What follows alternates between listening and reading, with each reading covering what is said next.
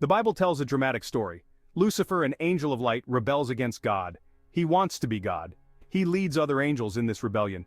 Where was Jesus during this cosmic drama? What was his role? The Bible doesn't give us a clear answer. We don't have a verse that says, "And Jesus said," or "Jesus did this." But the Bible gives us glimpses, hints, and clues. Like pieces of a puzzle, we can put them together to get a bigger picture. This much we know: Jesus was there. He was present at creation. He was involved in the affairs of heaven. He was and is God's Son, the Word of God.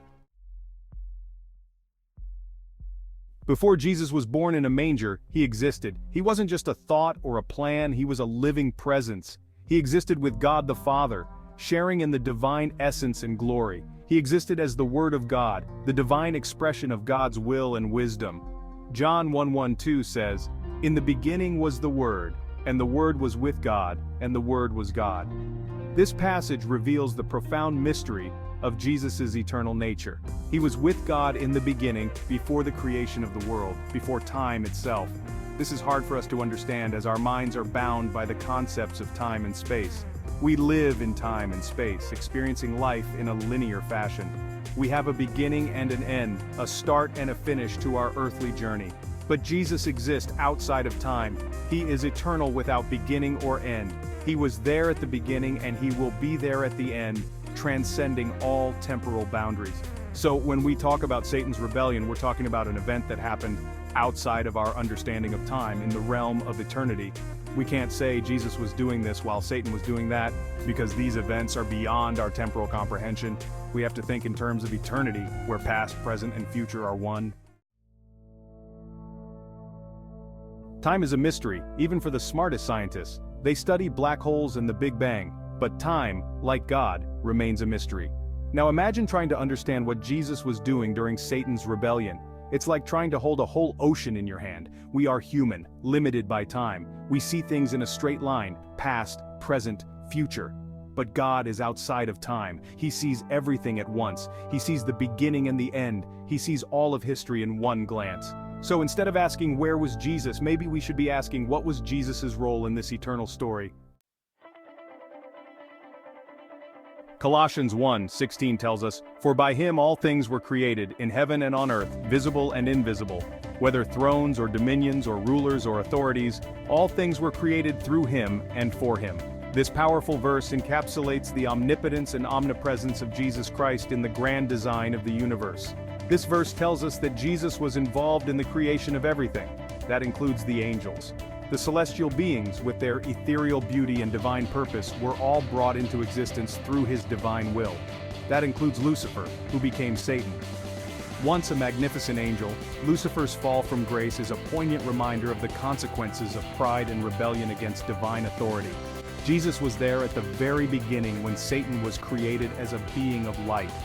Furthermore, Hebrews 1:3 says, "He is the radiance of the glory of God and the exact imprint of his nature, and he upholds the universe by the word of his power." This means that Jesus not only reflects God's glory but also sustains the entire cosmos with his powerful word. Jesus is the exact representation of God's nature, meaning he embodies God's power and authority, even before creation. His divine essence and authority were present from the very beginning, underscoring his integral role in the divine plan and the maintenance of the universe.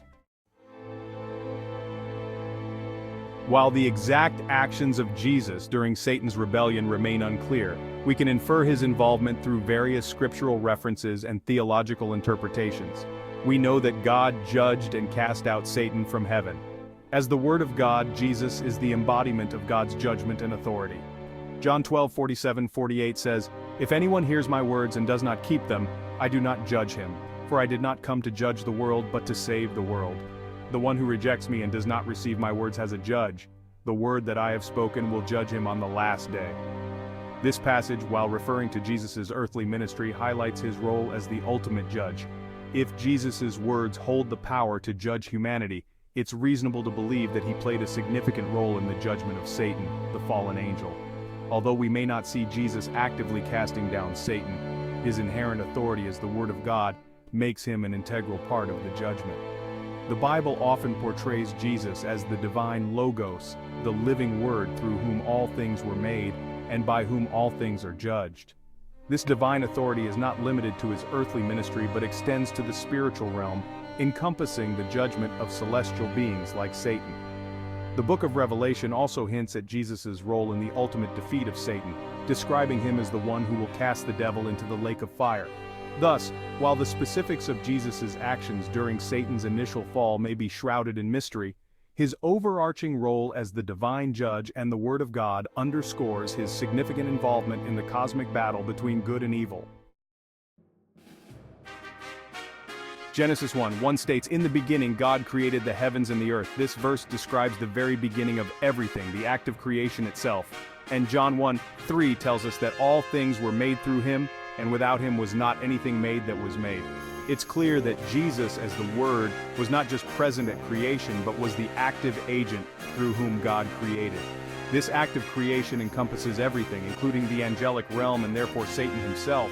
Therefore, before Satan rebelled, before there was even a need for judgment, Jesus, as the Word, was already instrumental in his existence. The Bible, in its wisdom, doesn't give us all the answers. It leaves some things as mysteries. This is one of them.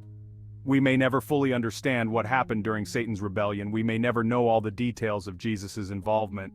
But that's okay. Some things are meant to remain mysteries. Our job is not to have all the answers. Our job is to trust God, to trust that He is good, to trust that He is in control, to trust that He loves us. The Bible gives us enough information to know that Jesus was involved. He was there. He was part of the plan.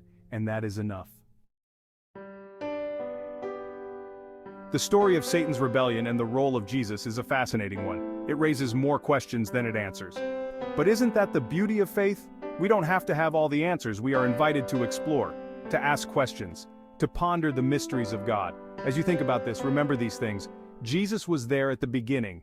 He was involved in the creation of everything. He is the Word of God, the radiance of God's glory. He is the one who upholds the universe by His power. So keep searching, keep asking questions, keep seeking God. And as you do, may you grow in your understanding of His love, His power, and His grace.